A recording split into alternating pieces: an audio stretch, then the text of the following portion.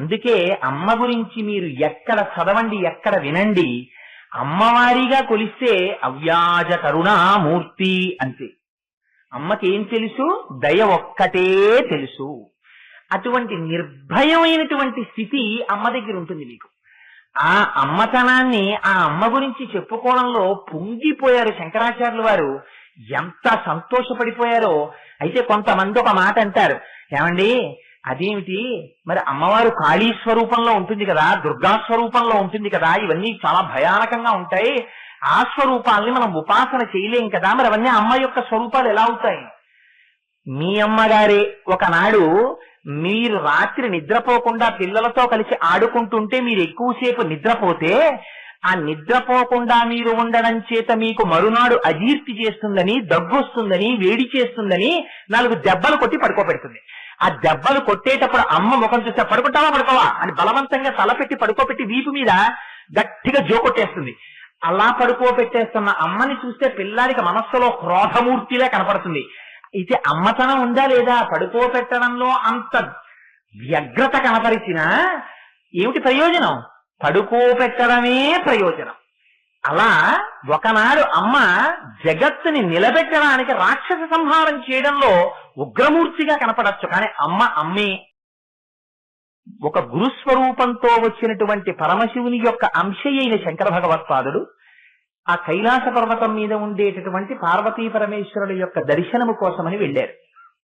వెడితే మహానుభావుడు పరమశివుడు వారికి 5 ఆత్మలింగములను కటాక్షించారు. అవే ఇప్పటికీ శృంగేరి పీఠంలో, కంచి పీఠంలో, 3వది కేదార్లో, 4వది నేపాల్లోని నీలకంఠేశ్వరాలయంలో, 5వది చిదంబరంలో. ఈ 5 లింగములు కూడా శంకర భగవత్పాదులు భూమి మీదకి తీసుకొచ్చిన తరువాత ఈ 5 లింగములను 5 చోట్ల ప్రతిష్ఠ చేసిన మాట పరమ యథార్థమని నడిచే దేవుడిని ప్రఖ్యాతిగాంచిన చంద్రశేఖర పరమాచార్య స్వామి వారు కూడా ఉటంకించారు. అదే సమయంలో పరమశివుడు 5 లింగములను ఇస్తే అమ్మవారు సౌందర్యలహరి గ్రంథాన్ని శంకర భగవత్పాదులకు ఇచ్చింది. ఇది మార్కండేయ సంహితాంతర్గతమైన విషయము. మహాపురుషులైనటువంటి చంద్రశేఖర పరమాచార్యుల వారు కూడా అంగీకరించి వ్యాఖ్యానించిన విషయం. అందుకని ఆనాడు అమ్మవారు సౌందర్యలహరిని ఇచ్చింది శంకరులకి. ఇస్తే శంకరులు ఆ సౌందర్యలహరిని 5 స్ఫటికలింగాల్ని తీసుకుని వస్తున్నారు. వస్తున్న సమయంలో నందికేశ్వరుడు ఎదురొచ్చి అపారమైన తాపములు పొందాడు అన్నారు. అమ్మవారికి సంబంధించినటువంటి విద్యాస్వరూపము, అందుకే అమ్మవారిది నంది విద్యా నటేశ్వరి అని పేరు. అమ్మవారి యొక్క విద్యని మొట్టమొదట తాను గుర్తిరిగి నేర్చుకుని లోకమునకు అంతటికీ భాషింపచేసిన వాడు నందీశ్వరుడు. అటువంటి నందీశ్వరుడు అమ్మవారికి సంబంధించిన మంత్రశాస్త్రం కైలాస పర్వతం నుంచి భూలోకానికి వెళ్లిపోవడమా అని పరివేదన చెందాడు. పరివేదన చెంది శంకరులు 100 శ్లోకాలతో కూడినటువంటి సౌందర్యలహరిని తీసుకుని వస్తుంటే ఆయన వచ్చి అందులో 59 శ్లోకములతో కూడిన సౌందర్యలహరి భాగాన్ని బలవంతంగా తీసుకుపోయారు. తీసుకుపోతే అన్నాడు అమ్మవారి యొక్క అశరీరవాణి వినపడింది.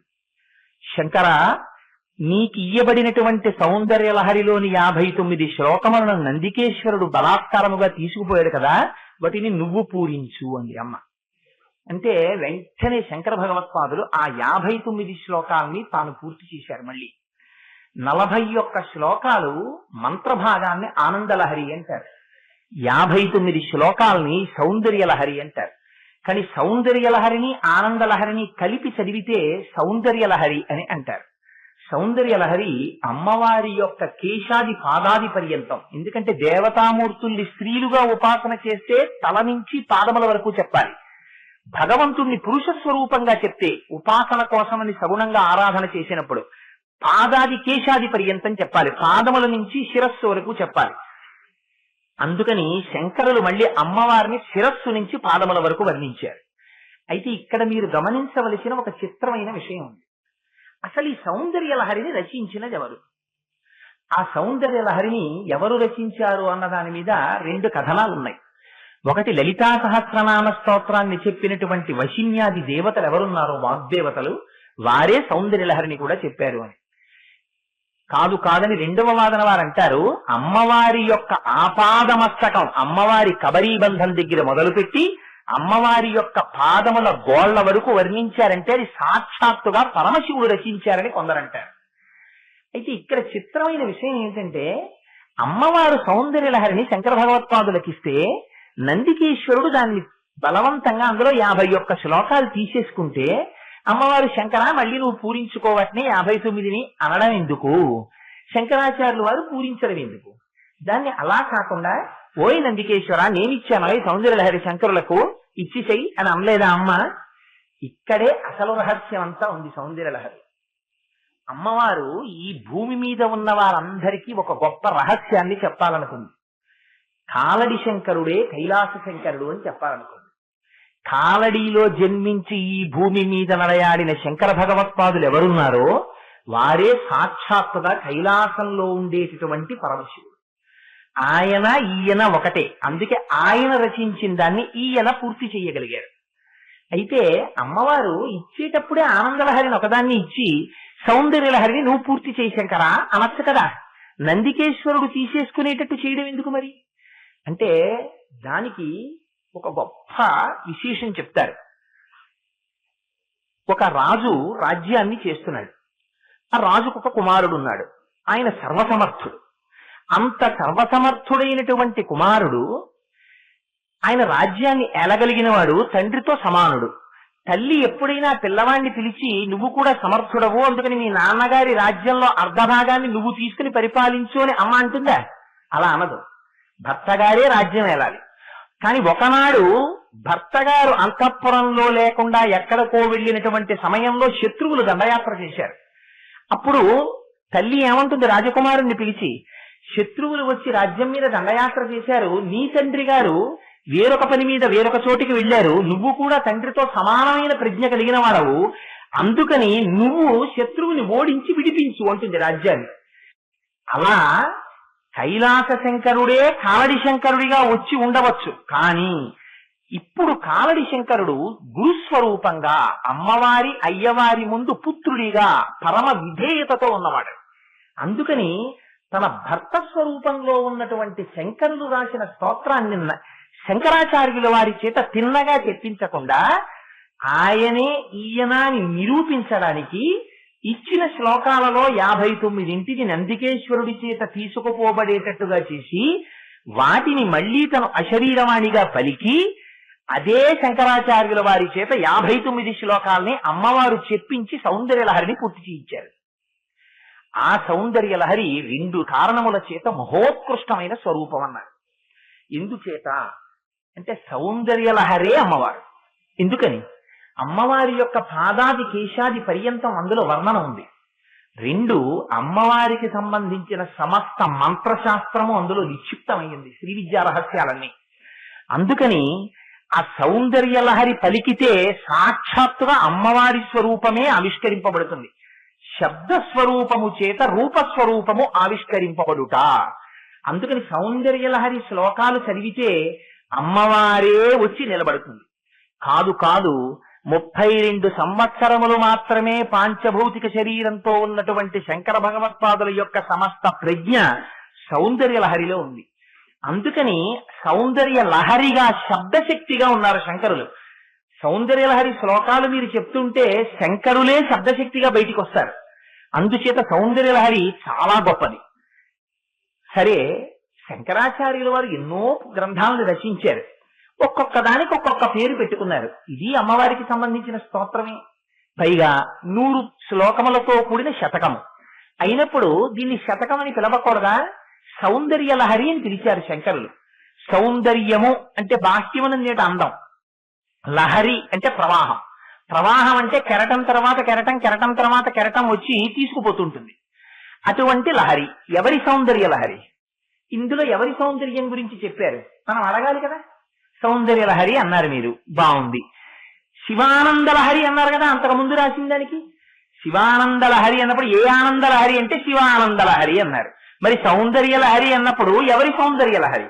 ఓ సీతా సౌందర్యలహరా, పార్వతీ సౌందర్యలహరా, లేకపోతే ఉమా సౌందర్యలహరా, లక్ష్మీ సౌందర్యలహరా? మరి శంకరులు పేరెందుకు పెట్టలేదు అంటే దానికి అన్నారు పానకము. నీకు బెల్లం పాకం అయితే నీకెందుకు, పంచదార పానకం అయితే నీకెందుకు? అది పానకము. పానకము యొక్క స్వరూపం ఏమిటి? తీయగా ఉండడమే. అది ఆనందలహరి. శివతత్వం తురీయావస్థని పొందితే తప్ప అర్థం కానిది. అందుకే మచ్చేతో హృదభి శివానంద లహరి అన్నారు. ఇది సౌందర్య లహరి. ఇది పంచదార వేశారో బెల్లం వేశారో నీకు అనవసరం, ఆపాత మధురం, నిన్ను ముంచెత్తుతుంది. లహరికి ఉండే గొప్పతనం ఏంటి? శతకము అని పిలవకుండా లహరి అని పిలవడం వెనకాతల ఒక గొప్ప రహస్యం. శతకం అనుకోండి, శతకానికి 2 ఒడ్లుంటాయి. 1వ శ్లోకం ఒక ఒడ్డు, 100వ శ్లోకం ఒక ఒడ్డు. 1వ శ్లోకం అనేటటువంటి ఒడ్డు దగ్గర నుంచి దిగి మీరు ఆ ఏటిలో మునిగితే అందులో దాటుతూ వచ్చి 100వ శ్లోకం దగ్గర మళ్ళీ ఒడ్డెక్కేస్తారు. లహరి అలా కాదు. లహరి మీరు కూర్చుంటే కెరటం తర్వాత కెరటం, ప్రవాహం తర్వాత ప్రవాహం వచ్చి మిమ్మల్ని ముంచెత్తుతుంది. ఆ ముంచెత్తుతున్నప్పుడు ఏమవుతుంది? మీకు తెలియకుండా శంకరాచార్యుల వారు ఎన్ని ప్రయోగాలు చేశారంటే సౌందర్య లహరిలో మీ మనస్సు వెళ్లి అమ్మ గురించి ఆలోచన ప్రారంభం చేస్తుంది. మీ మనస్సు ప్రపంచంలో ఎప్పుడు ఏ వస్తువు ఎందు పెట్టండి, బంధిస్తుంది.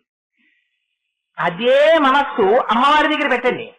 అమ్మవారి పాదముల దగ్గరికి మనస్సు చేరడం చేత చిట్ట చివర జరిగేటటువంటి ప్రయోజనం ఏమిటి? శివశక్త్యాయుక్తో, లేదా అమ్మవారు ఏం చేస్తుంది? శివశక్తిక్య రూపిణి లలితాంబిక, చిట్ట చివర తీసుకెళ్లి అయ్యవారిలోకి కలిపేస్తుంది. అందుకని ఇప్పుడు ఏమైంది? ఇప్పటి వరకు మీరు ఏ పంచేంద్రియముల మనస్సు యొక్క తాకిడి చేత జగత్తు యందు తాదాత్మ్యమును చెంది ఉన్నారో అటువంటి మిమ్మల్ని ఆ మనస్సు యొక్క స్థాయి నుంచి పైకెత్తి ఆత్మయందు రమించేటట్టు చేయగలిగినటువంటి శక్తి సౌందర్య లహరికి ఉన్నది. మరి సౌందర్యం అంటే ఏమిటి? సౌందర్యం అంటే ఇప్పటి వరకు మనం అందం అని అనుకోవాలి కాబట్టి అన్నాం. అందము సౌందర్యము కాదు. అందము ఒకనాడు ఉంటుంది, ఒకనాడు పోతుంది. కాలగతిలో పోయేటటువంటిది అందం.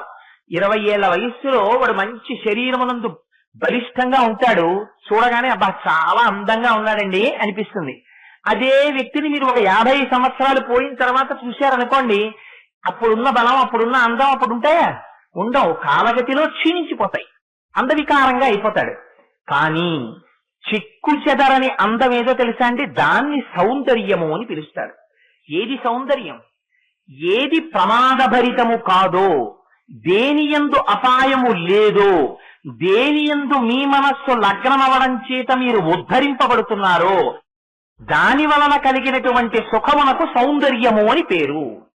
దీనికి మీకు ఒక ఉదాహరణ చెప్తాను. మీరు జూ పార్కులకని వెళుతూ ఉంటాం. మనం వెళ్ళినప్పుడు సఫారీకి అని తీసుకెడుతూ ఉంటారు. జంతువులు స్వేచ్ఛగా తిరుగుతుంటాయి, మన్ని బోన్లో పెడతారు. సఫారీకి వెళ్ళినప్పుడు ఆ బోన్లో పెట్టి అడవి లాంటి దాంట్లోకి తీసుకెడతారు. సింహాలు, పులులు స్వేచ్ఛగా తిరుగుతుంటాయి. మీరు చూశారనుకోండి, చాలా అందంగా ఉంటుంది. అబ్బా చిరుతపులి చూడండి, ఆ చెట్టు కింద 6 చిరుతపులులు పడుకుంటే ఎంత బాగుందో నిజంగా. ఆ చర్మం, దాని మీద ఇంతంత మచ్చలు, దాని కళ్ళు, దాని మీసాలు, దాని దోరు, దాని నాలుక అని మీరు మురిసిపోతున్నారనుకోండి. అందులో ఉన్నవాడు అంత నచ్చాయా అండి చిరుతపుళ్ళు, కాసేపు ఉండండి అని చెప్పి తలుపు తెరిచి బయటికి తోశాడు అనుకోండి, మనం ఏం పెడతామా? మీరు లోపల ఉన్నంతసేపు మాత్రమే చిరుతపుల అందం. మీరు దాన్ని దాటి బయటికి చెయ్యి కూడా పెట్టరు. ఎందుకని? ఆ అందమునందు ప్రమాదము పొంచి ఉన్నది కాబట్టి అది సౌందర్యము కాదు. ఎందుకని? ఆ వస్తువు మీకు ప్రమాదాన్ని తీసుకొస్తుంది. అందుకని మీరు దాన్ని ఉపాసన చెయ్యలేరు, దాని జోలికి మీరు వెళ్ళలేరు. మీరు 4వ అంతస్తు మేడలో కూర్చున్నారు, సాయంకాలం పడమట సూర్యుడి మించి కిరణాలు పడుతున్నాయి. పెద్ద నాగుపా ఒకటి మంచి వేసంకాలం చలివేంద్రం పెట్టినటువంటి ఇసుక యొక్క చల్లతనానికి చుట్టుకుని పడగ విప్పి ఆడుతోంది. పడమట సూర్యుని యొక్క కిరణములు ఆ పడగల మీద పడుతున్నాయి, మెరిసిపోతున్నాయి పడగలు. అక్కడి నుంచి మీరు కిటికీ చాటు నుంచి చూస్తూ అబ్బా నాగుపాం పడగ ఎంత అందంగా ఉందో అంటారు. అంత అందంగా ఉంది పడగని 4వ అంతస్తు నుంచి మెట్లు దిగి పరిగెత్తుకొచ్చి ఆ పావుని పట్టుకుంటారా? దగ్గరికి వెళ్ళి చూస్తారా? కనీసం చూడరు. ఎందుకని? ప్రమాదము పొంచి ఉన్నది. అది మీరు ఒక పూర్ణ చంద్రుణ్ణి చూసి సంతోషించారు. ఏమైనా ప్రమాదం ఉందా అందులో? ఏ ప్రమాదం లేదు. అరవిరిసిన తామర పువ్వుని చూసి మీరు సంతోషించారు. మీకు ఏమైనా ప్రమాదం ఉందా అందులో? ఏ ప్రమాదం లేదు. కానీ అవి ఇచ్చేటటువంటి సుఖాలు, మనస్సుకి కల్పించేటటువంటి ఉల్లాసము తాత్కాలికం. దానివల్ల మీకు పారమార్థికమైనటువంటి కృషి ఏమీ జరగదు. కానీ అమ్మవారి యొక్క స్వరూపం ఉందే, అది కేశాది పాదాది పర్యంతంలో మీ మనస్సు ఎక్కడ లగ్నం అనివ్వండి, వెంటనే అజ్ఞానపు తిమిరిమలను పోగొట్టేస్తుంది. అందుకని అంత ప్రయత్నం చేసి శంకరాచార్యుల వారు సౌందర్యలహరిని అంతటినీ వర్ణించి చెప్పారు. అసలు సౌందర్యం అంటే ఎక్కడ ఉంటుందో తెలుసా అండి? ప్రపంచములో సౌందర్యము ఎక్కడ ఉన్నది అని మీరు ప్రశ్న వేశారనుకోండి, సౌందర్యము ఉండేది కేవలము అమ్మతనములో మాత్రమే ఉంటుంది. ఇంకెక్కడా సౌందర్యం ఉండదు. మిగిలిన సౌందర్యాలని మీరు పిలిచేటటువంటి సౌందర్యాలన్నీ అభాస, అవి నిలబడేవి కావు. ఏది సౌందర్యము? అమ్మ ఒక్కటే సౌందర్యము. ఎందుచేత? మీకు ఇంతకు ముందు ఒకసారి నేను ఈ ఉదాహరణ చెప్పి ఉన్నాను. చిన్న పిల్లవాడు ఉంటాడు, వాళ్ళ అమ్మ చాలా నల్లగా ఉంటుంది, పళ్ళు ఎత్తుగా ఉంటాయి. ఆ పక్కింటి ఆవిడ ఉంటుంది, చాలా తెల్లగా ఉంటుంది, చాలా అందంగా ఉంటారు ఆవిడ. ఆవిడ వచ్చి ఈ పిల్లవాడిని ఎత్తుకుంటారు. ఎత్తుకుని మీ అమ్మకి పనుందిట్రా, మీ అమ్మని కాసేపు పని చేసుకొని మా ఇంట్లో ఉండు అని పిల్లవాడిని తీసుకెళ్తుంది. పిల్లవాడు అమ్మ కోసమని ఏడుస్తాడు, నాకు అమ్మ కావాలి అమ్మ కావాలని ఏడుస్తాడు. అమ్మ కావాలని ఏడిచేటటువంటి పిల్లవాడికి అమ్మ యొక్క గుండెల మీద పడుకున్నప్పుడు అమ్మ నల్లతనాన్ని కానీ, అమ్మ ఎత్తుపళ్ళని కానీ, అమ్మ యొక్క అంద వికారాన్ని కానీ చూడడు. వాడికి ఏమిటి సౌందర్యం? అమ్మతనమే సౌందర్యం. మా అమ్మ పక్కన ఉంటే చాలు, మా అమ్మ గుండెల మీద పడుకుంటే చాలు, మా అమ్మ ఒళ్ళో కూర్చుంటే చాలు, ఏ భయం ఉండదు. అందుకే ప్రపంచంలో మీకు భయరహితమైన స్థితి ఎప్పుడు ఉంటుందో తెలుసా అండి? ఒక్క అమ్మ దగ్గరే ఉంటుంది. ఎందుకని?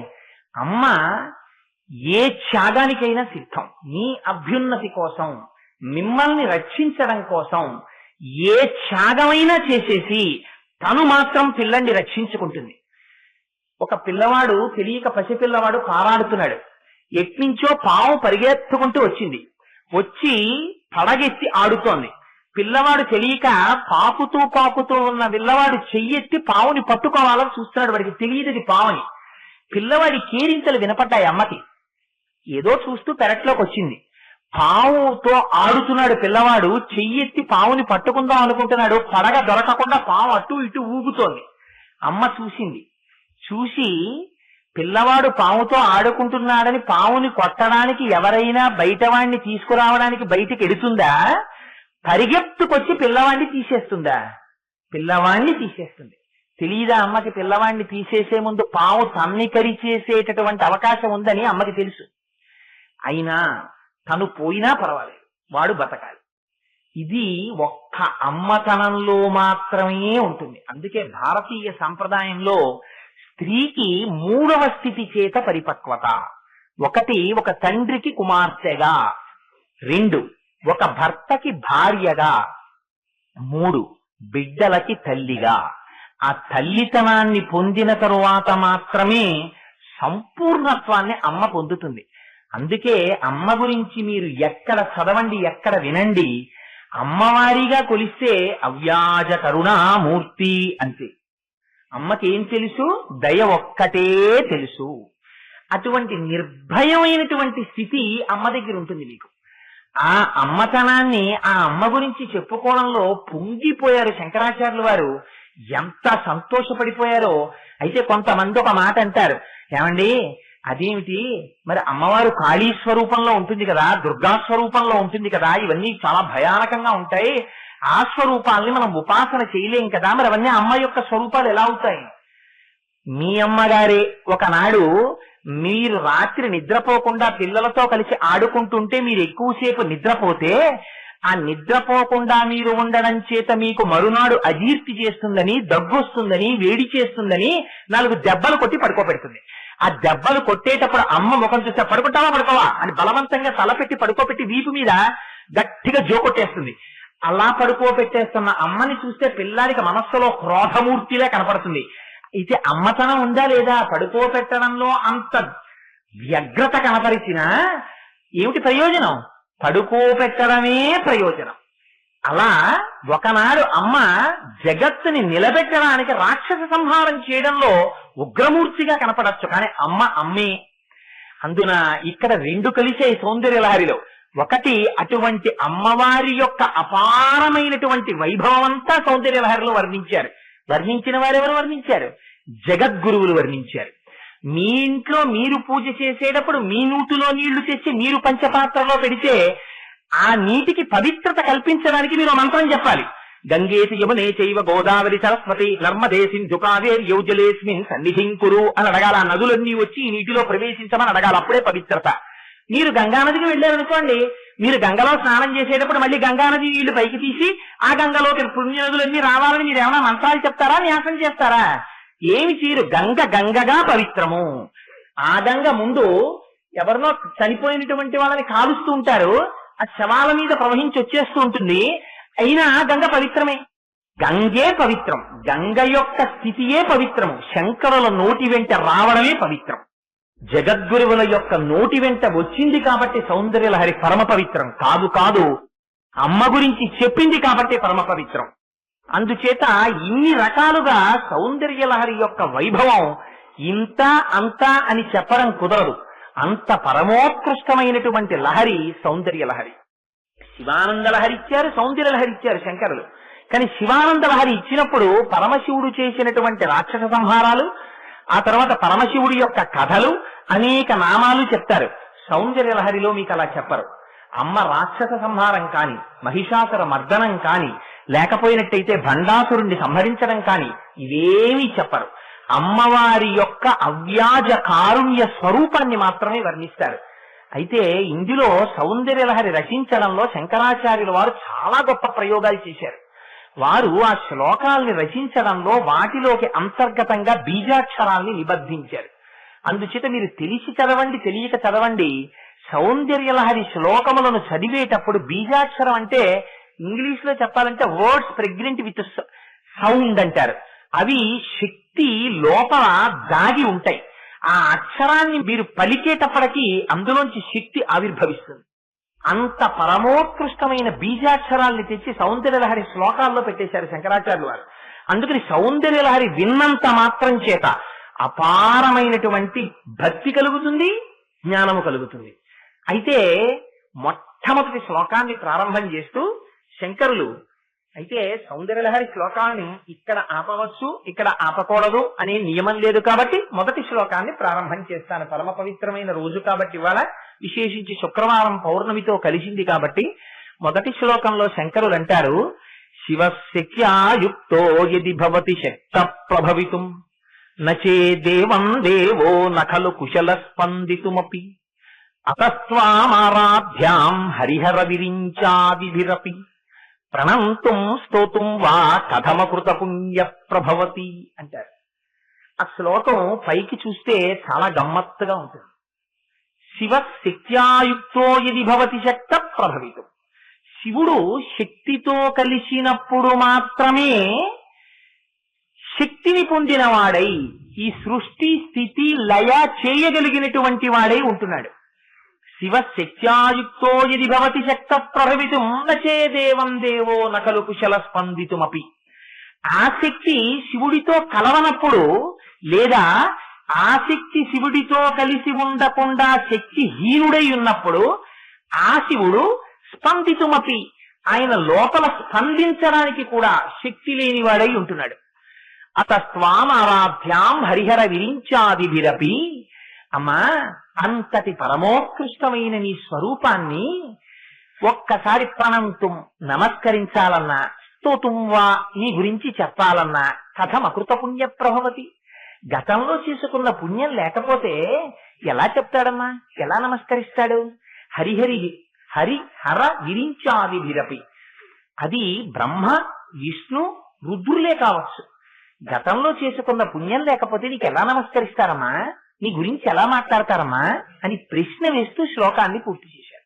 మీరు ఈ శ్లోకాన్ని బాహ్యంలో చదివారనుకోండి, మీకు ఒక అనుమానం వస్తుంది. ఇక్కడ శివ శక్త్యాయుక్తో యది భవతి శక్త ప్రభవితం, శక్తితో శివుడు కలిసినప్పుడు మాత్రమే శక్తియుతుడై ఉంటున్నాడు. శక్తి అన్న మాట అమ్మవారికి శంకరాచార్యుల వారు మొట్టమొదటి శ్లోకంలోనే వాడేశారు. అమ్మవారిని శక్తి అన్న నామంతో పిలిచాక ఇంకా సౌందర్యలహరిలో ఎక్కడా శంకరాచార్యుల వారి శక్తి అన్న పేరు వాడలేదు. మొదటి శ్లోకం ఒక్క దాంట్లోనే వాడారు. ఇక్కడ మీరు చాలా గొప్ప విషయం ఒకటి గ్రహించాలి. శక్తితో అంటే అమ్మవారిగా కదా చెప్తున్నది.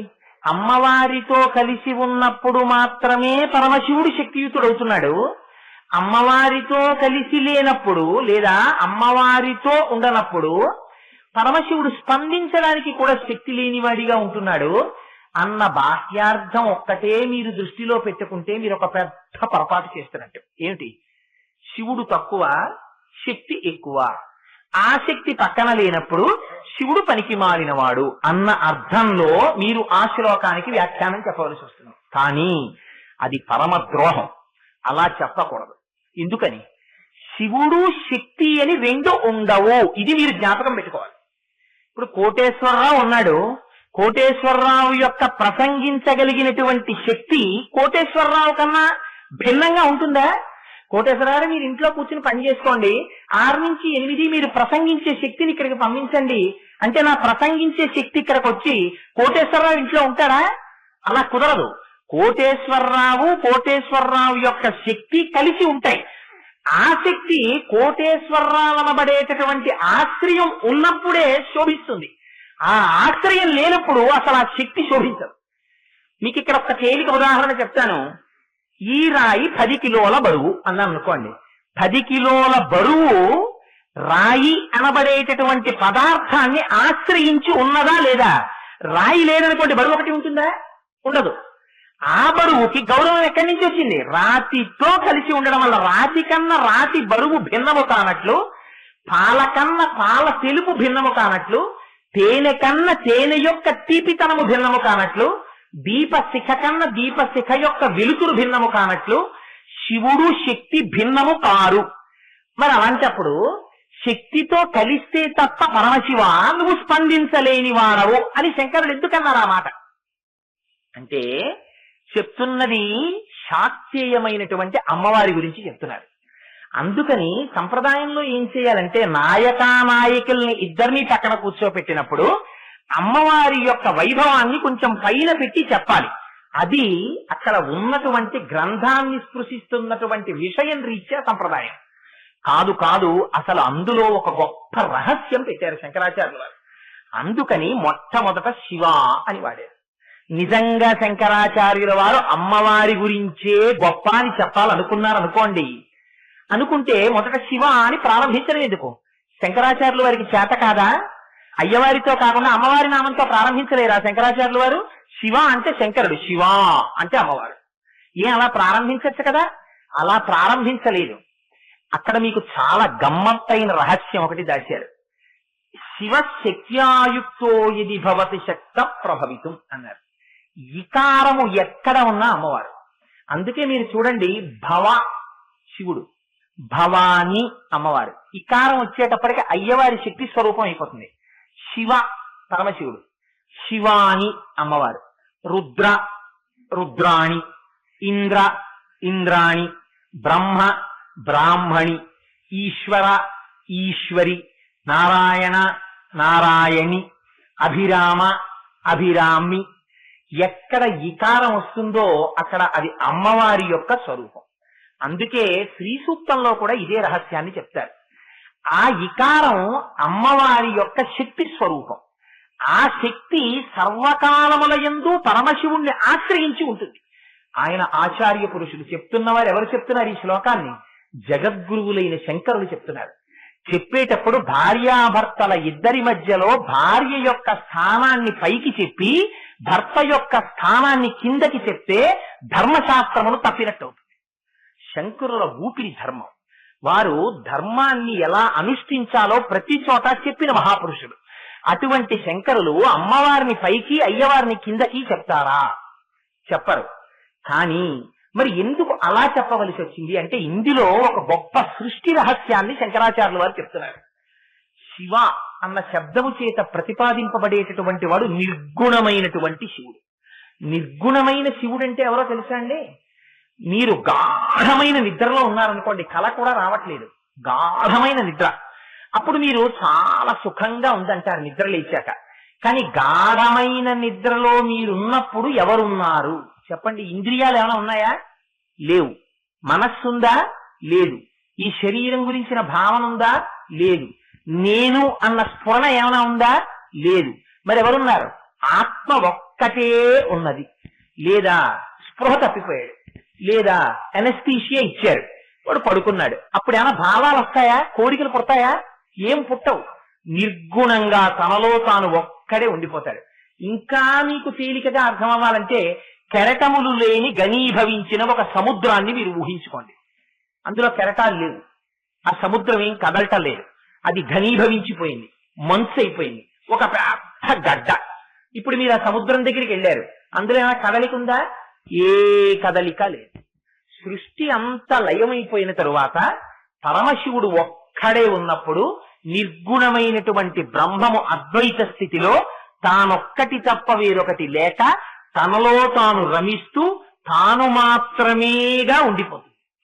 అలా ఉండిపోయినటువంటి శివుడు నిర్గుణమైన శివుడు. ఇప్పుడు ఆ శివుణ్ణి విడిచిపెట్టి ఎక్కడో తిరగదు శక్తి. శక్తి ఎక్కడుంటుంది? శివుడిలోనే ఉంటుంది.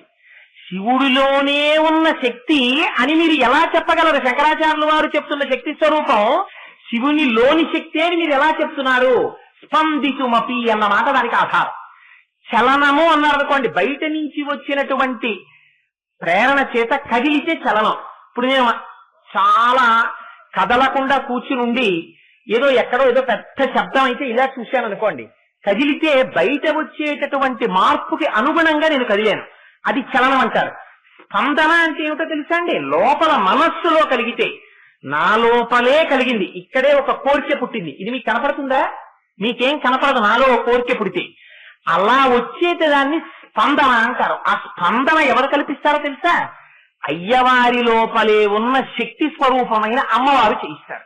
అందుకే ప్రపంచంలో జడము చేతనము అని రెండు వస్తాయి. జడము అంటే రాయి ఉంది, రాయికి కదలిక ఉండదు, అది అలా పడుతుంది. చేతనము అంటే చైతన్యం ఉంటుంది, చైతన్యం అంటే అమ్మవారు.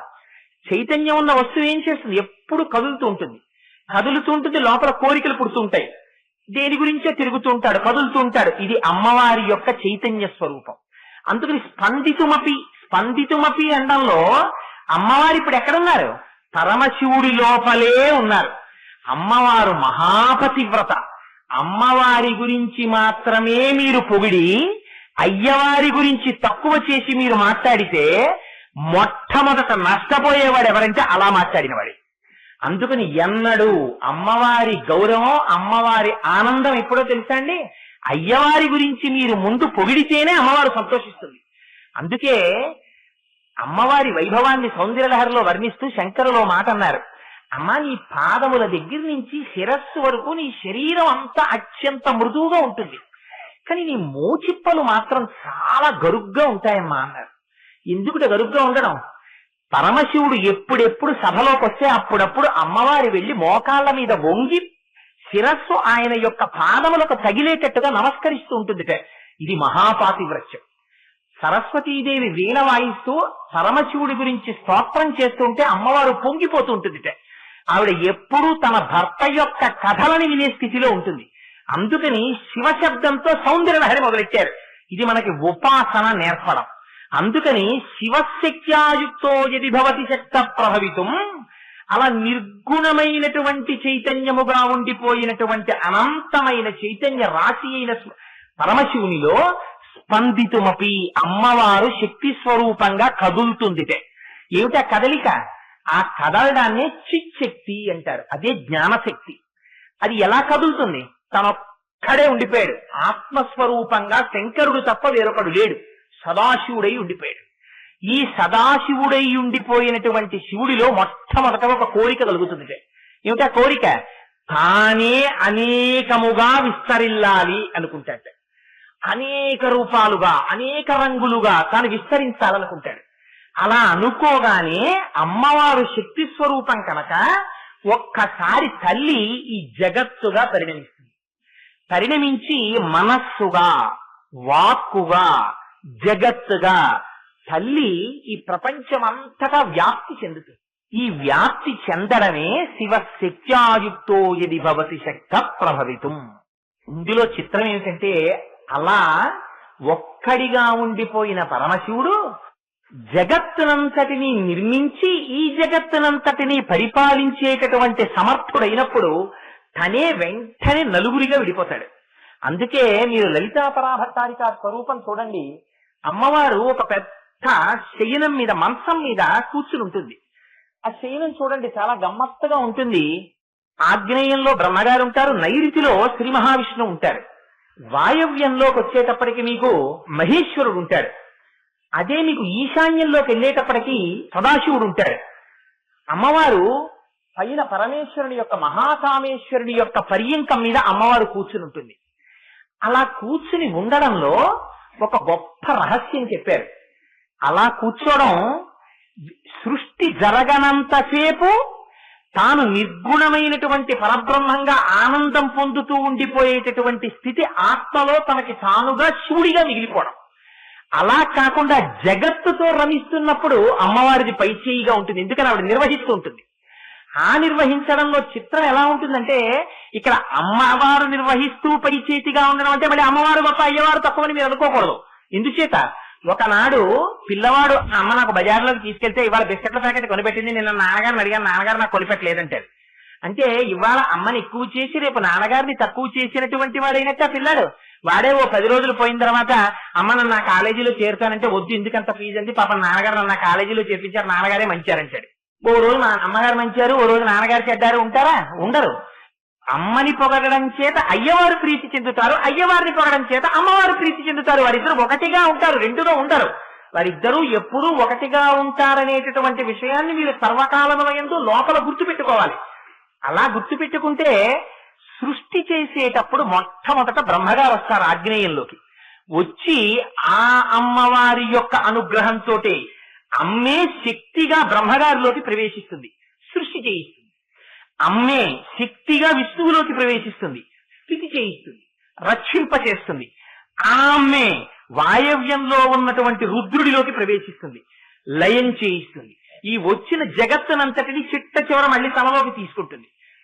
అదే అమ్మ ఈశాన్యంలోకి వచ్చేటప్పటికి మహేశ్వరుడి చేత అజ్ఞానాన్ని కల్పింపచేస్తుంది. అదే అమ్మ పైన పర్యంక రూపంలో ఉన్న సదాశివుడి చేత అనుగ్రహాన్ని ఇప్పిస్తుంది. ఏమిటంటే ఆ 4 మాటలు కొంచెం టెక్నికల్ గా ఉన్నాయి మీరు చెప్పినవి అని మీకు అనిపిస్తుంది. సహజం. ఆ మొదటి శ్లోకం కొంచెం గహనంగా ఉంటుంది. ఎందుచేత అంటే సృష్టి అంటే అసలు అంతకు ముందేం లేదు, ఇప్పుడు వచ్చింది. ఆషాఢ మాసానికి ముందు మీకు సృష్టి ఉండదు, అన్ని గింజలు పడిపోతాయి వేసంకాలంలో. ఏది ఏ గింజ మీకు తెలియదు. వాన చినుకు పడుతుంది, జామ గింజ జామ చెట్టు అయిపోతుంది, చిక్కుడు గింజ చిక్కుడు పాదు అయిపోతుంది, వేప గింజ వేప చెట్టు అయిపోతుంది. అలా అసలు ఒక్కడే ఉండిపోయిన పరమాత్మ అనేక రూపాలుగా భాషించడం మొదలు పెడతాడు. ఇన్ని రూపాలుగా పరమాత్మ మారడం అది బ్రహ్మగారు సృష్టి చెయ్యడం. ఇలా వచ్చినటువంటి సృష్టి నిలబెట్టబడుతుంది. ఇది స్థితికారుడై ఉండడం. ఇలా ఉండిపోయింది, ఇలా అందరూ ఉండిపోయారు అనుకోండి, ఇంకా జగత్తులో చోటు ఎక్కడ ఉంటుంది? అందుకని కొంతమంది వెళ్ళిపోతూ ఉండాలి. అలా వెళ్ళిపోతూ ఉండడం లయకారుడైనటువంటి రుద్రుడు చేసేటటువంటి పని. అయితే ఇక్కడ ఒక్క చిత్రం ఉంది. అమ్మవారు ఏం చేస్తుందో తెలుసా అండి? ఆవిడ చేసే చాలా గొప్ప పని. ఆవిడ తెర వేస్తూ ఉంటుంది, తెర తీస్తూ ఉంటుంది, అంతే ఆవిడ పని. ఆవిడ తెర దింపేసింది అనుకోండి, మీకు జగత్తంతా కనపడుతుంటుంది. ఈ ఇంద్రియాలతోటి వాటితోటి సుఖాలను అనుభవించాలనిపిస్తుంది. ఆవిడ 4 తీసుకొస్తుంది మనలోకి. ఆ 4 ఏమిటో తెలుసా అండి? తను, కరణము, భోగము, భువనము. ఈ 4 పెట్టేస్తుంది. తనుహు అంటే శరీరం, కరణము అంటే లోపల ఇంద్రియాలు మనస్సు, భువనము అంటే బయట ప్రపంచం, భోగము అంటే సుఖాన్ని అనుభవించడం. ఈ శరీరంతో ఇక్కడే ఉంటాయి ఇంద్రియాలు. ఈ లోపల నుంచి మనస్సు, ఒరే ఈ కళ్ళతో టీవీ చూసి సంతోషించరా, దీంతో ఏదో టేప్ రికార్డర్ వినరా, దీంతో ఏదో ముట్టుకు సంతోషించరా అని చెప్తూ ఉంటుంది. ఏం చేస్తాడు? ఆ ఇంద్రియాలతో సుఖాలని దుఃఖాలని అనుభవిస్తూ ఇవన్నీ నేచేశానని పాపపుణ్యములను మూట కట్టుకుంటాడు. ఈ 4 చేత అమ్మవారు జీవశక్తిగా ఉంచేస్తుంది. ఇది ఒకనాడు అమ్మవారికి అనుగ్రహం కలుగుతుంది. వీడు ఈ తను, కరణము, భువనము, భోగము ఈ 4 అమ్మవారి వైపుకి తిప్పుకుంటాడు. ఈ 4 భగవంతుడి వైపుకి తిప్పి ఎప్పుడు భక్తిగా అమ్మవారి పాదాలు పట్టుకుని ఉండడం అలవాటైంది అనుకోండి. అదే తల్లి ఎంత చిత్రమైన పని చేస్తుందంటే ఇప్పటి వరకు ఉన్న అజ్ఞానాన్ని తీసేస్తుంది. ప్రపంచం వైపుకి తిప్పితే మహేశ్వరుడు తిరోధానం అంటారు. ప్రపంచం కనపడకుండా అంతటా పరమశివుడే ఉన్నాడనేటటువంటి భావన కల్పింపచేస్తే అమ్మవారైపోతుంది. అమ్మవారు జ్ఞానం ఇస్తుంది. అప్పుడు సదాశివ పర్యంక నిలయాం. అప్పుడు ఆ తల్లి పరమశివుని యొక్క తొడ మీద కూర్చుని ఉంటుంది. అందుకని అందరికన్నా పైకి ఆవిడ కూర్చుని పంచకృత్య పరాయణ ఈ ఐదింటిని అమ్మవారు చేస్తుంటుంది. ఏమిటది? సృష్టి, స్థితి, లయ, తిరోధానము, అనుగ్రహము.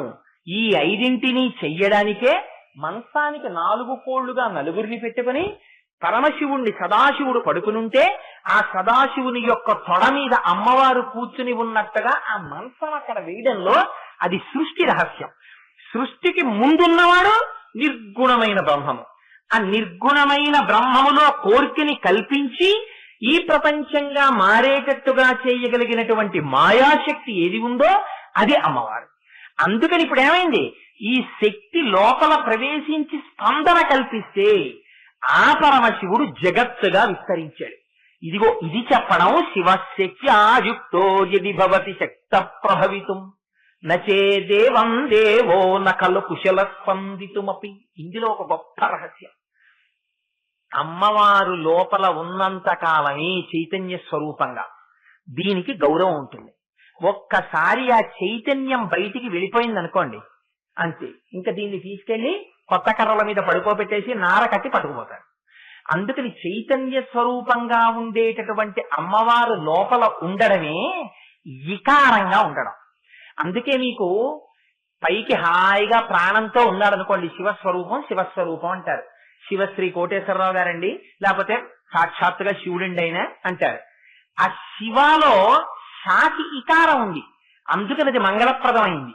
ఈ ఇకారం తీసేశారనుకోండి షాకి, అది ఏమవుతుంది? శవ అవుతుంది. ఇప్పుడు ఏమైంది? అది ఎందుకు పనికిరానిది అయిపోయింది. అంటే ఇప్పుడు ఏమైంది? అయ్యవారిలో అమ్మవారు ఎప్పుడూ ఉంటారు. అది ఎన్నడూ విడివడని శక్తి. అంటే శివుడు శక్తి అలా ఉంటే ఎప్పుడైనా అవుతారా అండి అని అమంగళప్రదమైన ఆలోచన చెయ్యకూడదు. అక్కడ శివుడు నిర్గుణమైన పరబ్రహ్మము, ఆయనతో శక్తి ఎన్నడూ విడిపడకుండా ఉంటుంది. వాళ్ళ మాతాపితరులుగానే చూడాలి. అందుకనే మొట్టమొదటి శివశబ్దంతో ప్రారంభం. అందుని శివశక్త్యాయుక్తో యది భవతి శక్త ప్రభవితం నచే దేవం దేవో నఖలు కుశల స్పందితుమపి. ఆ శక్తి పనిచేయనంత కాలం, అంటే నిర్గుణముగా ఆత్మస్వరూపుడై పరమేశ్వరుడు ఉండిపోయినంత కాలం అసలు ఈ సృష్టికి ఉన్ముఖంగా శివుడు తిరగడు. అందుకని నిర్గుణుడై కూర్చుంటారు. అందుకే తమిళనాడులో సామెత ఉంది. ఏమిటో తెలుసా అండి?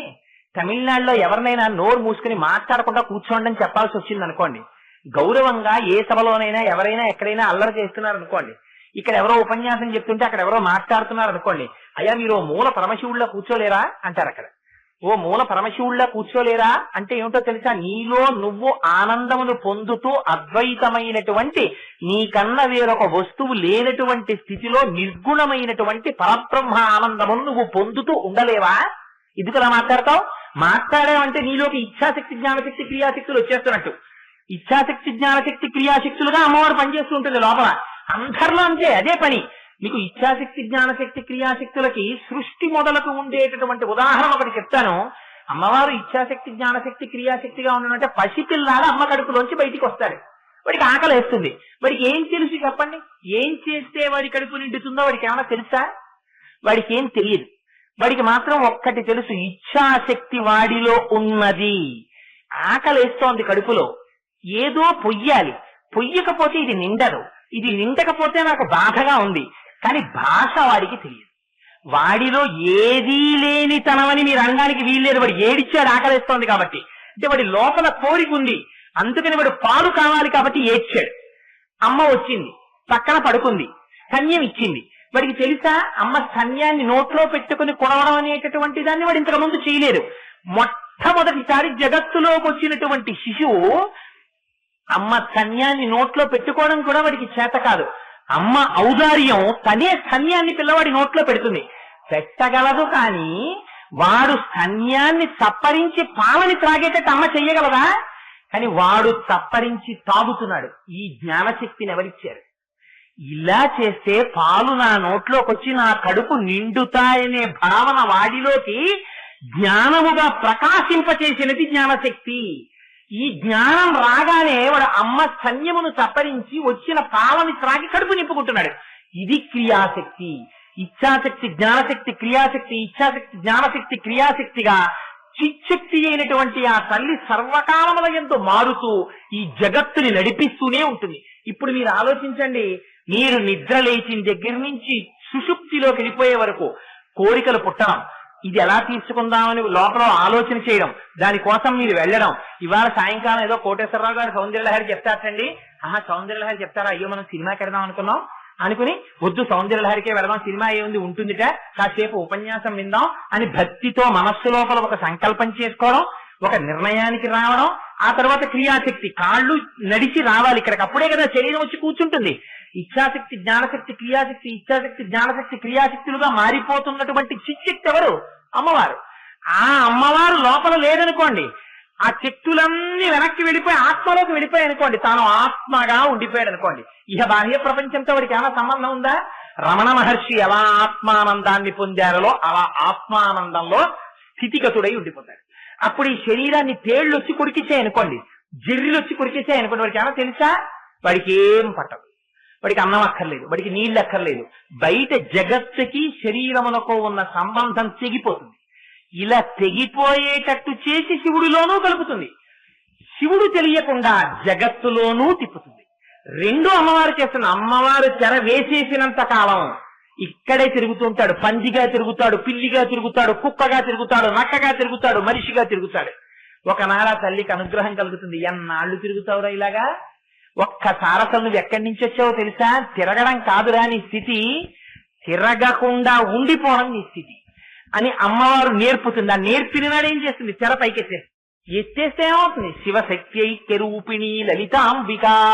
వాడు జ్ఞానమును పొంది అయ్యవారిలోకి కలిసిపోతాడు. కలిసిపోయి తానే శివుడై, ఎవరు నువ్వు అంటే శివోహం శివోహం, నేనే శివుడను అని నిర్గుణమైనటువంటి శివుడై తాను చెయ్యవలసినటువంటి పని అన్నది ఒకటి లేక ఆత్మయందు రమిస్తూ ఉండిపోయేటటువంటి మహదానంద స్థితి ఏది ఉన్నదో అదిగో అటువంటి స్థితిని ఇయ్యగలిగినది, ఆ తురీయమును ఇయ్యగలిగినది కూడా అమ్మవారి.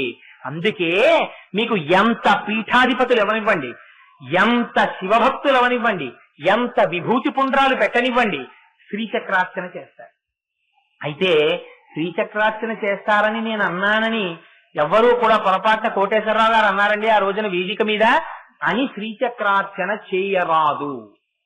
శ్రీచక్రార్చన కేవలము దానికి దక్షత కలిగినటువంటి గురువు లభించి పక్కన కూర్చుని ప్రతి క్షణం ఎలా చెయ్యాలో నేర్పేటటువంటి గురువు పక్కన కూర్చుని నేర్పి చేయించేవాడై అపారమైనటువంటి నియమనిష్టలతో చేయగలిగిన వారైతే మాత్రమే శ్రీచక్రార్చన చెయ్యాలి, లేకపోతే చెయ్యకూడదు. మీకు ఒక్క ఉదాహరణ చెప్తాను. మీకు ఉపాసనకి అనేక మార్గాలు ఉన్నాయి. ఇప్పుడు మీరు సామర్లకోట స్టేషన్ లో దిగారు, అయ్యా కాకినాడ ఎలా వెళ్ళాలండి అని అడిగారు. బస్సు ఎక్కితే వెళ్ళిపోతుందండి అన్నారు ఒకరు. అయ్యా ఈ రైలు ఉండదా? నాకు బస్సు ఎక్కితే వాంతులు అవుతాయి అన్నారు. అయితే ఒక గంట కూర్చోండి, ఒక గంట కూర్చుంటే ఏదో సర్కార్ వస్తుంది, ఎక్కేయండి, కాకినాడ వెళ్ళిపోతారు అన్నారు. గంట లోపల పోనీ వెళ్ళడానికి ఇంకేమైనా ఉండదండి? అసలు కాకినాడ వెళ్ళడానికి కాలంలో పడవ ఒకటి ఎడుతూ ఉంటుందండి, ఇసుక కట్టుకున్నా ఎక్కండి పోనీ అందులో వెళ్ళిపోదురు కానీ అంటాడు. ఇంకోడు అంటాడు ఆ గేటు దగ్గరికి వెళ్ళండి కార్లు ఎడతాయి అంటాడు. ఇంకోడు అంటాడు నేను ఎప్పుడో విన్నానండి, మీరు సామర్లకోట భీమేశ్వరాలయంలోకి వెళ్ళి ఆ వెనకాతల పెద్ద తుప్ప ఒకటి ఉంది, ఆ తుప్పలోకి వెళ్ళి కొంచెం మట్టి తీస్తే అందులో గుహ ఉంది, మీరు ఆ గుహలోంచి అలా జాగ్రత్తగా భయం లేకుండా వెళ్ళిపోతే కాకినాడ బాలాత్రిపుర సుందర అమ్మవారి గుడి వెనక్కి చేరుతారంటే మీరు వెడతారా? అందులో ఎందుకు వెడతారు? మీరు వెళ్ళరు. ఎందుకు వెళ్ళరు? గుహలోంచి కాకినాడ వెళ్ళడం ఎందుకు? లేనిపోని కూడా సొరంగ మార్గంలో. ఉపాసన మార్గము సురక్షితమైనదై ఉండాలి, భగవంతుడి దగ్గరికి తీసుకెళ్లేది. శ్రీచక్రార్చన చేయడం అంత తేలికైన పని కాదు. శంకరాచార్యుల వారు ఎన్ని చోట్ల హెచ్చరిక చేశారో, శ్రీచక్రార్చన జోలికి తొందరపడి వెళ్ళకండి, కుండలిని యోగం జోలికి తొందరపడి వెళ్ళకండి, తస్మాత్ జాగ్రత్త, తస్మాత్ జాగ్రత్త. కోట్ల కోట్ల కోట్ల మందిలో కుండలిని కదపగలిగిన వాడు, పైకి తీసుకెళ్లగలిగిన వాడు, సహస్రారమును చేర్చి మళ్ళీ వెనక్కి రాగలిగిన వాడు ఎవడో ఒక్కడుంటాడు. ఆ ఒకడు మీకు గురువుగా లభించాలి. వాడు పక్కన కూర్చుని మీకు కదపడం నేర్పాలి. అలా చేత కాకుండా మొదలు పెడితే లేనిపోని అవాంతరాలు, ప్రళయాలు, అనారోగ్యాలు ఎదుర్కోవాల్సి వస్తుంది. అందుకని వాటి జోలికి వెళ్ళకూడదు. మరి ఎటువంటివి? సాత్వికమైనటువంటి ఉపాసనలు ఉన్నాయి. అమ్మవారి స్తోత్రం చేయండి, అమ్మవారి నామం చెప్పండి, అమ్మవారి కుంకుమార్చన చేసుకోండి, పుష్పార్చన చేసుకోండి, తల్లి సంతోషపడిపోతుంది. అందుచేత శంకరులు అంటారు, అమ్మ ఇటువంటి శక్తి స్వరూపాన్ని నువ్వు. అందుకే మీకు శివుడు అంటే ఇంగ్లీష్ లో చెప్పాలంటే కిజెంట్ బ్రహ్మన్. ఆయన కదలకుండా నిర్గుణంగా తనలో తానుంటారు. శక్తి అలా స్టాటిక్ గా ఉండదు, ఒక్క చోట ఉండిపోయింది అనుకోండి శక్తి అంటారా మీరు? శక్తి అనరు. శక్తి అంటే ఎప్పుడు కదులుతూ ఉంటుంది, కదులుతుంటేనే శక్తి. ఆ కదులుతూ ఉండేటటువంటి శక్తి స్వరూపాన్ని ఆరాధన చేయడం, ఉపాసన చేయడం, శ్రీచక్రాక్షర రూపంలో చెయ్యడం చాలా కష్టం. అది చాలా కష్టం. చాలా ఉపాసన బలం, ధైర్యం అన్ని ఉండాలి. ఉన్నవాళ్లు మాత్రమే అలా చేయగలరు. లేనివారు అవ్యాజ కరుణామూర్తిగా మాతృస్వరూపంగా అమ్మవారికి చూసి నమస్కారం చెయ్యండి. ఏం చేస్తుంది? ఆవిడ కారుణ్యం కలిగిన తల్లి కాబట్టి ఇప్పటి వరకు మీరు ఏ పరమేశ్వరుడి నుంచి విడిపడ్డారో ఆ పరమేశ్వరుడితో కలపడానికి ఆవిడే జ్ఞానం ఇచ్చి కలుపుతుంది. అందుకని శంకరులు అంటారు, శివ శక్త్యాయుక్తో యది భవతి శక్త ప్రభవితుం నచే దేవం దేవో నకలు కుశల స్పందితుమపి అత స్వామారాధ్యాం హరిహర విరించాదిభిరపి ప్రణంతుం స్తుతుం వా కథమకృత పుణ్య ప్రభవతి. అమ్మా, హరి హర విరించాదిభిరపి. ఇక్కడ మీరు ఒక విషయం చాలా జాగ్రత్తగా గమనించాలి. మొదటి శ్లోకంలో పైన ఏమని మొదలెట్టారు? శివశక్త్యాయుక్తో అని మొదలెట్టారు, శివుడితో మొదలెట్టారు. చివరి పాదంలోకి వెళ్ళేటప్పటికి ఏమంటున్నారు? హరిహర విరించాదిభిరపి అంటున్నారు. హరుడంటే ఎవరు, శివుడంటే ఎవరు? ఇద్దరు ఒకరు కాదా? మీరు ఏమంటారు? హర హర మహాదేవ శంభో శంకర శివ అంటారు. మరి అలా అన్నప్పుడు హరుడు ఒకడు, శివుడు ఒకడా? అదేమిటి మరి? శంకరాచార్యులు వారు శివశక్త్యాయుక్తో అని మొదలుపెట్టి హర అని త్రిమూర్తుల్లో హరుణ్ వేశారు. వీళ్ళిద్దరికి ఏమిటి తేడా అంటే, తేడా ఒకటి ఉంటుంది. ఆ తేడా పేర్ల చేత మీకు దొరకదు. పేర్లతో తెలుసుకోవడం చాలా కష్టం. ఎందుకంటే హర, రుద్ర, శివ, పరమశివ, సదాశివ, మహేశ్వర ఇవన్నీ ఒకలాగే ఉంటాయి. చంద్రశేఖర పరమాచార్యులు వారు ఒకసారి చెన్నైలో ప్రసంగం చేస్తూ ఒక అందమైనటువంటి ఉపాఖ్యానం చెప్పారు దాని గురించి. ఎవడో ఒకడు తాలేరుని కుదుర్చుకుంటే పాపం చాలా బాగా పనిచేస్తున్నాడని చెప్పారు మిగిలిన తాలేరులు. సరేరా, నిన్ను పనిలో పెట్టుకుంటాను, నీకెంత జీతం కావాలన్నారు. ఏదో 300 ఇవ్వండి మహాప్రభు అన్నాడు. 300 ఏంటరా, నీ పని నచ్చింది, 400 ఇస్తాను, పని చేసుకో, నీ పేరేమిటన్నారు. పెరుమాళ్ళండి అన్నాడు. ఆయనకు కొంచెం బాధేసింది. ఇదేంటో నీ పేరు పెరుమాళ్ళు అయితే అప్పుడప్పుడు నిన్ను నేను కేకలయ్యాలి, పైగా నువ్వు పాలేరువి, నేను యజమాన్ని, నీ దగ్గరికి వచ్చి పెరుమాళ్ అని పిలిచి నిన్ను ఎలాగా నీకు పని చెప్పడం, ఓ పెరుమాళ్ళ గడ్డిదివాయ్, అవో పెరుమాళ్ళ పేడ తీయోయ్ అనలేను కదా, నీ పేరు పెరుమాళ్ళు ఏమిటి, కొంచెం ఆ పేరు ఒకటి మార్చుకు రారా అన్నాడు. అంటే అతను అన్నాడు, అలాగే మార్చుకుంటానండి, కానీ మార్చుకోవడానికి ఒక ఇబ్బంది ఉంది, మా ఊరు వెళ్ళాలి, మా గ్రామాధికారికి చెప్పాలి, 500 రూపాయలు దానికి చలానా కట్టాలి, చలానా కట్టి వారికి ఒక గొర్రెో మేకో ఇవ్వాలి, దానికి ఒక పెద్ద క్రతువు జరగాలి, అప్పుడు నా పేరు మారుతుంది అన్నాడు. సరే నేను ఇచ్చాను పట్టుకెళ్ళరా అని 1000 రూపాయలు ఇచ్చి ఆ పనులన్నీ పూర్తి చేసుకుని మళ్ళీ రా అన్నారు. సరేనండి వాడు వెళ్ళిపోయి ఓ వారం పోయాక వచ్చాడు. ఎలా మార్చుకున్నావా పేరు అన్నారు. మహాప్రభు మీరు ఇచ్చాక ఎందుకు మారదు? మారింది, పేరు మార్చుకున్నానన్నాడు. ఏమిటి ఇప్పుడు నీ పేరు అన్నారు. పెద్ద పెరుమాళ్ళండి అన్నాడు. పెరుమాళ్ళు పెద్ద పెరుమాళ్ళు అయినట్టు హరుడు, శివుడు, మహేశ్వరుడు, సదాశివుడు ఉన్నది ఒకటే స్వరూపం. ఆ స్వరూపం గుణముల చేత చేసేటటువంటి క్రియ చేత మారుతూ ఉంటుంది. అదిగో వాయవ్యంలో కూర్చున్నటువంటి హరుడు ఆయన చేసే పని ఏమిటో తెలుసా అండి? ఆయన లయకారకుడై ఉంటాడు, త్రిమూర్తులలో ఒకడిగా ఉంటాడు కనుక ఆయన అమ్మవారి ముందు ప్రణిపాతం చేస్తాడు, నమస్కారం చేస్తాడు. అమ్మవారి యొక్క శక్తి చేత ఈ పనులు చేసే త్రిమూర్తులలో ఒకడిగా ఉంటాడు. కానీ శివుడు ఎవరో తెలుసా అండి? ఆయన కామేశ్వరుడు అంటారు. దీన్ని పంచసమయాచారములని పిలుస్తారు. 5 చేత సమానముగా ఉంటారు. పార్వతీ పరమేశ్వరుడు మీరు ఒకటి గుర్తు పెట్టుకోండి. పార్వతీదేవి గొప్ప, పరమేశ్వరుడు గొప్ప అన్న ఆలోచన మీకు ఎప్పుడూ రాకూడదు. పార్వతీ పరమేశ్వరులు 5 చేత ఎప్పుడూ సమానులు. కళాభ్యాం చూడాలంకృత శశికళాభ్యాం నిజితపఫలాభ్యాం భక్తేషు ప్రకటిత ఫలాభ్యాం భవతు మే శివాభ్యామస్తో కత్రిభువన శివాభ్యాం హృది పునర్భవాభ్యాం ఆనంద స్ఫురదనుభవాభ్యాం నతిరియం అంటారు శంకర్లు. ఇద్దరు నిజ తపఫలాభ్యాం, ఒకరి తపస్సుకి ఒకరు ఫలమై ఉంటారు. ఒకరు తక్కువ ఒకరు ఎక్కువ ఉండరు ఆది దంపతుల్లో. మీకు ఆది దంపతుల్లో ఒక చిత్రమైన విషయం కూడా ఉంటుంది. మీకు బాహ్య ప్రపంచంలో వచ్చేటటువంటి దంపతులకి అక్కడ ఆది దంపతుల్లో తిరగబడి ఉంటుంది స్వరూపం. ఎందుకని మీకు ఇక్కడికి వచ్చేటప్పటికి ఏమంటారు? మిసెస్ అండ్ మిస్టర్ అంటారు. శ్రీమతి అండ్ శ్రీ చాగంటి కోటేశ్వరరావు రాయి శుభరేఖార్థములు అంటారు. అక్కడికి వెళ్ళేటప్పటికి శ్రీమతి అండ్ శ్రీ పరమశివుడు గారి శుభలేఖార్థములు కాదు, పార్వతీ పరమేశ్వరులు అని మనం అంటాం. కానీ శివపార్వతులు శివపార్వతులు అని పిలుస్తాం.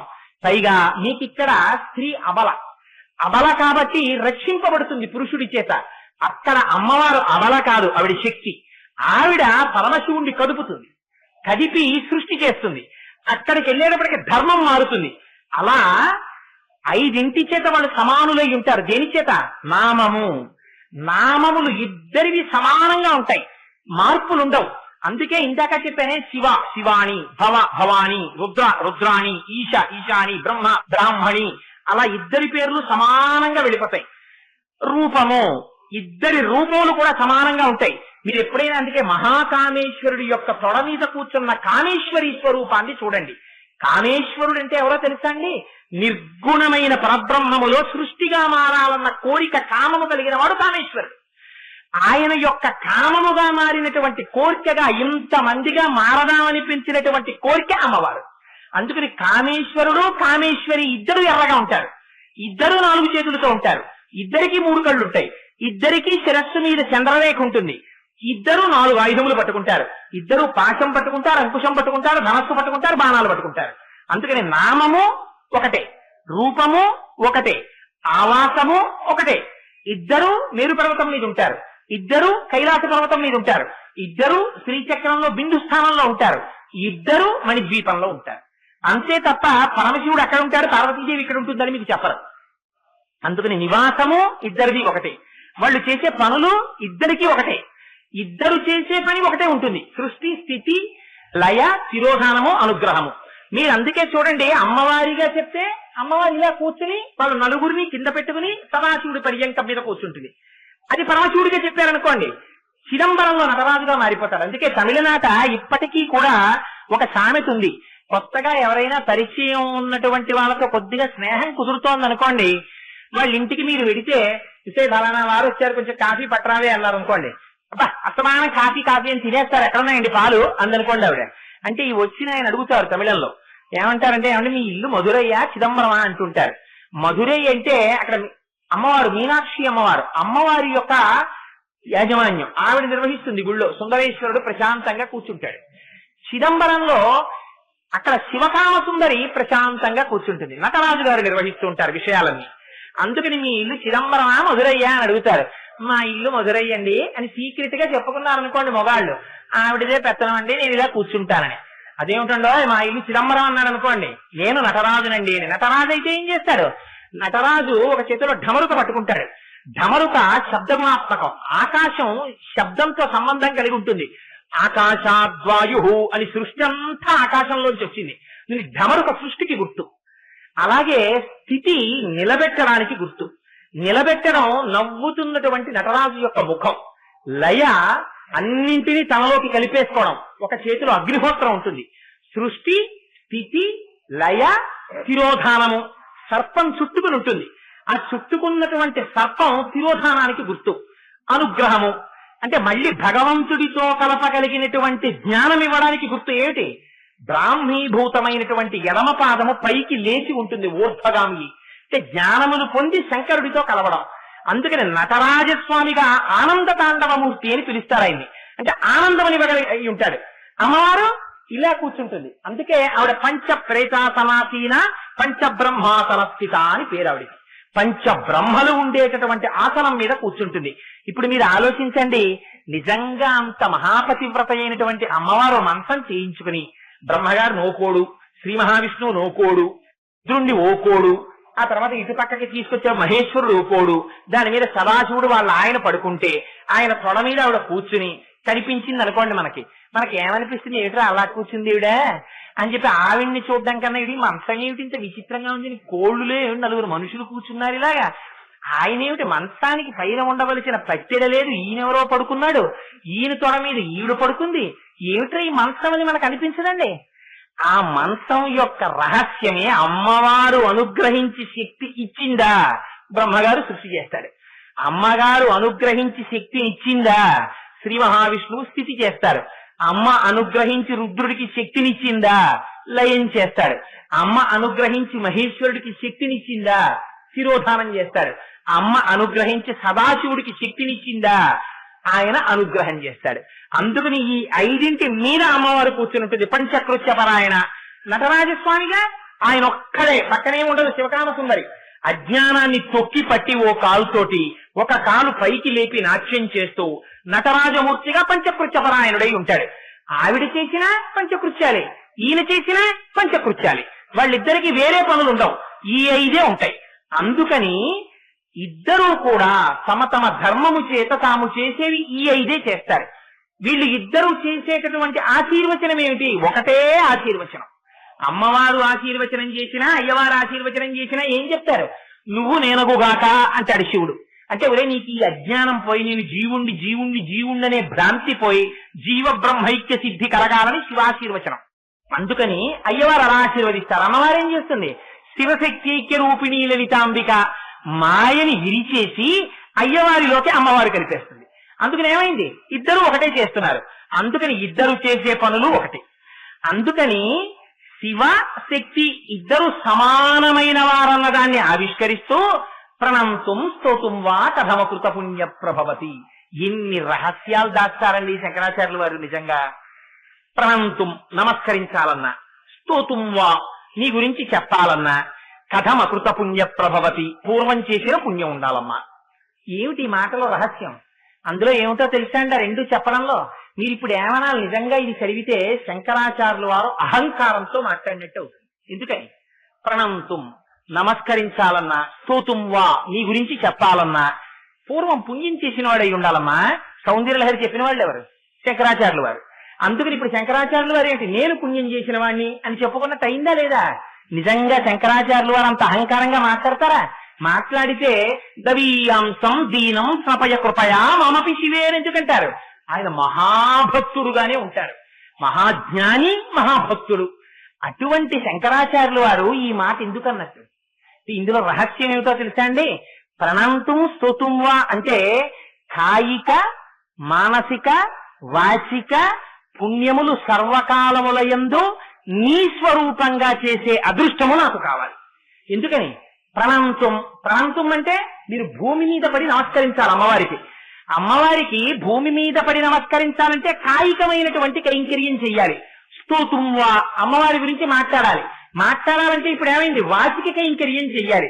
అసలు అమ్మవారి గురించి మాట్లాడడానికి కావలసినటువంటి ఆలోచన రావాలంటే మనస్సు అమ్మవారి దగ్గర నిలబడాలి. నిలబడాలంటే మనస్సు నిలబడితే అందులోంచి వాక్కు వస్తే ఆ వాక్కు చేత మీరు ఆనందాన్ని పొందితే అమ్మవారి ముందు మీరు ప్రణిపాతం చేసి నమస్కారం చేస్తున్నారు. అంటే వాచిక మానసిక కాయిక కైంకర్య శుద్ధి రుజుత్వముతో మూడింటిని నీ పాదముల యందు నిలబెట్టేటటువంటి అదృష్టము కలుగుగాక అని చెప్పడానికి ప్రణంతుం స్తోతుం వా కథమకృత పుణ్య ప్రభవతి. చేసుకున్న పుణ్యం లేకపోతే ఎలా చేస్తాడమ్మా అన్నారు. ఎందుకని? ఈ మనస్సే అమ్మవారి పాదముల దగ్గరికి వెళ్ళింది అనుకోండి, అమ్మ అనుగ్రహం అనుగ్రహం అనుగ్రహం, ఇది లహరి అనడానికి కారణం. లహరి అంటే మీరు ఎంత మునుకలు వేసి ఆ ప్రవాహంలో పడితే మిమ్మల్ని అంతగా ఆనందింపచేస్తుంది. మీరు దాంట్లోంచి బయటికి రాలేరు. ఇంకా అమ్మవారి పాదముల దగ్గరికి మీరు వెళ్ళారనుకోండి, ఏదో ఒక రకంగా ఆవిడ మిమ్మల్ని ఉద్ధరిస్తూ ఉంటుంది. దీనికి మీకు ఒక ఉదాహరణ చెప్తాను. ఒక అమ్మ ఉంది, 2 కొడుకులున్నారు. పెద్ద కొడుకు మహాబలిష్ఠుడు, నాలాగే ఒళ్ళు పెంచాడు, వాడికి విపరీతమైనటువంటి జిహ్వజాపల్యం. రెండో కొడుకు ఉన్నాడు, వాడు దర్భల్లే ఉంటాడు. వాడు అమ్మ మైసూర్ పాక్ చేసింది, పళ్ళెం పట్టుకుని వచ్చింది. ఈ రెండో వాడి దగ్గరికి వచ్చి, ఒరే నాన్న నీతితో చేశాను రా, దర్భల్లే ఉంటావు, రేపు పొద్దు నీ కాలేజీకో వెళ్ళాలరా, 4 మైసూర్ పాకులు తినరా అంటుంది. వీడు వెంటనే అబ్బా నాకొద్దమ్మా అంటారు. అంటే అమ్మ అంటుంది, లేదురా నాన్న తీయగా చేశానురా, చాలా బాగుంటాయిరా, ఒక్క ముక్క తినరా, నీ కోసమని ఎంత కష్టపడి చేశానో తెలుసా, ఇవాళ చేస్తున్నప్పుడు పాకం చేస్తున్నప్పుడు వేలు చూడు బొబ్బ కూడా ఎక్కింది, చూసుకోకుండా మూకుడు తగిలి ఇంత కష్టపడ్డాను, నా కోసం ఒక్క ముక్క తినరా అంటుందమ్మ. అంటే వాడు ఏం చేస్తాడు? ఓ మైసూర్ పాకం ముక్క తింటాడు. పెద్దవాడికి అప్పటికే ఎక్కువ తినేయడం వల్ల అజీర్తి చేసేసి వాడు బాధపడుతున్నాడు. వాడు వచ్చి అమ్మ నాకు మైసూర్ పాకం ముక్క పెడదు అంటాడు. అంటే అమ్మ అంటుంది, ఇవాళ బాగా కుదరలేదురా మైసూర్ పాకం, ఒక్క ముక్క నోట్లో వేసుకునేటప్పటికి నెయ్యి ఎక్కువైపోయి పిచ్చి దాహం పట్టేస్తావు, అందులో బయట ఎండోటి నీకు చూస్తే అజీర్తి అంటున్నావు, ఇప్పుడు దాహం పట్టేసిందంటే ఆ నీళ్లు తాగేసి కడుపు బరువెక్కిపోయి ఆపసోపాలు పడిపోతావు నాన్న, నీకు వద్దులే, ఇదిగో ఈ రవ్వ నోట్లో వేసుకో అంటుంది. వాడికి అలా చెప్పింది, వీడికి ఇలా చెప్పింది. ఏమిటి ఇద్దరికీ అలా చెప్పచ్చా అమ్మ? శంకరాచార్యులు వారేమో ఒకసారి జగత్తు మాయ అద్వైతంలో, ఇక్కడికి వచ్చేటప్పటికి అమ్మవారి కృప, అమ్మవారు జగత్తుగా పరిణమించిందా? మరి ఒకే శంకరాచార్యులు వారు ఇలా చెప్పచ్చా శ్లోకంలో? అంటే ఇది జగదాచార్యుల కృప. అక్కడ మీరు అబద్ధాన్ని దేంతో అనుసంధానం చేసి నిజం చేస్తారు. అమ్మ రెండో వాడికి మైసూరు పాకం ముక్క పెట్టి కాస్త ఒళ్ళొచ్చేటట్టు చెయ్యడానికి చెప్పిన అబద్ధం నిజం. పెద్దవాడు అజీర్తితో ఉన్నాడు కాబట్టి మైసూరు పాకం తినకుండా చేసి వాడి ఆరోగ్యం నిలబెట్టడం నిజం. రెండు నిజాలే, కానీ ఇద్దరికి చెప్పినవి అబద్ధాలుగా కనబడతాయి. అలా అద్వైత స్థాయిని అనుభవించగలిగిన జ్ఞానుల కోసం చెప్పినటువంటి వ్యాఖ్యానాన్ని అర్థం చేసుకుని నిర్గుణ పరబ్రహ్మనందు నిలబడగలిగినటువంటి వాడికి జ్ఞానం, అది స్వస్వరూపానంద సంధానము అంటారు. కానీ ఆ స్థితి లేనివాడికి ఈ జగత్తుని అమ్మవారిగా చూపించి ఆవిడ పాదముల వైపుకి తిప్పాలి. తిప్పితే ఏమవుతుంది? ఆ అమ్మ పాదం పట్టుకున్నాడా పొంగిపోయి ఆ తల్లి ఏం చేస్తుంది?